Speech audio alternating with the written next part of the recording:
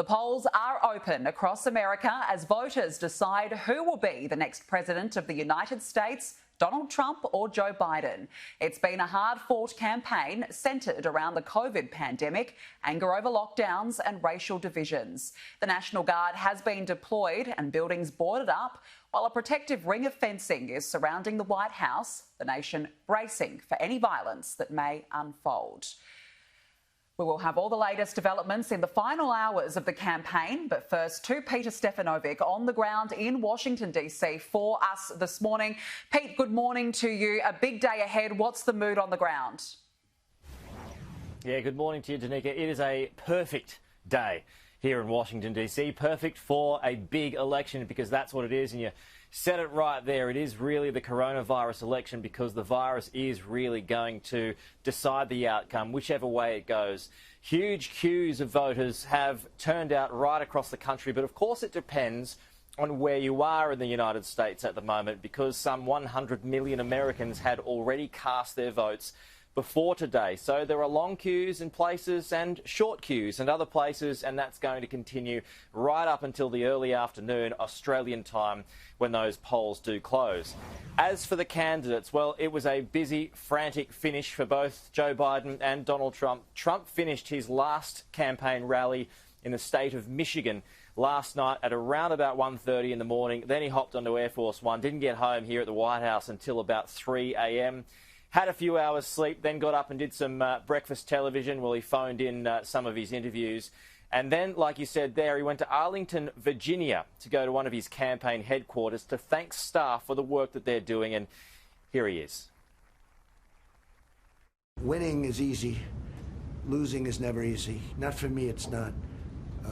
But I think we have, when you see rallies, the likes of which in the history of this country, probably in the history of the world, nobody's ever seen before. There's a tremendous love going on in this country, and there's really a tremendous unity.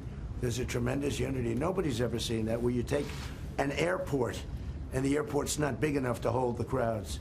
Nobody's ever seen a thing like that. And our opposition, as you know, would have a few people sitting in circles, and that's okay. That's not abnormal. That's not abnormal, actually. I mean, that's the way it is. But we would get crowds of 50,000 people, 45,000 people, more. Nobody's ever seen anything like that. So it was an honor. Yeah, either way you look at it, it was an incredible finish by Donald Trump. He did some 40-odd rallies just over the past few weeks of the campaign, way more than Joe Biden did, or more than Joe Biden needed to do. As for the Democratic contender, he was in his home state of Delaware today. He went to church this morning, then he went to see the grave of his late son, Beau, and then he did a little bit of campaigning. He went to his home in Scranton, Pennsylvania, and there he was questioned by a few reporters, and he spoke about receiving the first 5 votes that were up for grabs in a very small town of New Hampshire.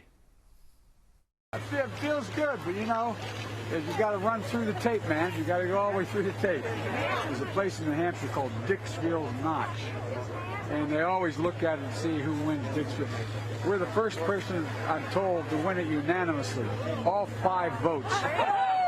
So based on Trump's notion, I'm going to declare victory right now. You know what I mean? They voted, so it's over.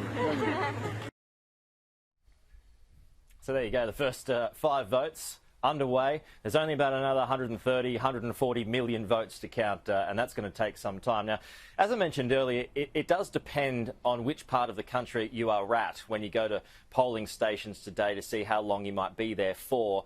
There are some very long queues getting about. We went to a couple of different polling stations, not just here in Washington, D.C. We crossed the border into Maryland to take a look at a few there as well. And there was basically more media there than there were actually voters. It was in and out. Voters could be done within just a couple of minutes. So I did manage to speak to a few of them, and here is what they had to say. I'll be glad when it's in, you know. What influenced your decision today? Oh, everything that's going on. I feel excited. I feel like in order to incite change, you have to let your voice be heard and you have to vote. So, you know, we have to do our part. You know, so many of our black ancestors died for our rights, and so we have to do our part. Biden then, I'm guessing? Yeah. Go Kamala. I voted for Biden. It's just that neither one of them, I feel as though neither one of them going to do anything for the blacks. But it's just that Biden is a lesser evil. That's why I'm voting for him. Yeah, so this section of the country around here, Washington, D.C., Maryland, Virginia, all fairly safe Biden territory, as you could tell there. So that's what's happening here at the moment. Danica, Kentucky and Indiana are going to be the first states to close. That's going to be somewhere around 11 a.m. Sydney time, and then the counting begins there.